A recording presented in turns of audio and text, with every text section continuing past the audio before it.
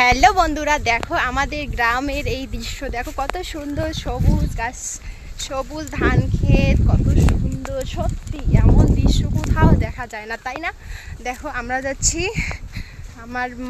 আমার বাবার বাড়ি যাচ্ছি আর কি, ভাদ্রি ভাত খেতে। তাই হেঁটে হেঁটে যাচ্ছি, কারণ গাড়ি থেকেও নাই আমাদের আর কি। কি করব, যাচ্ছি এইভাবেই রোদের মধ্যে। দেখো কত সুন্দর, তাই না?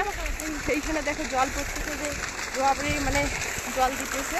দেখো কত সুন্দর, দেখে মন প্রাণ ভরে যায়, তাই না? গ্রামের এই দৃশ্যগুলো দেখে সত্যি এমন দৃশ্য কোথাও পাওয়া যায় না।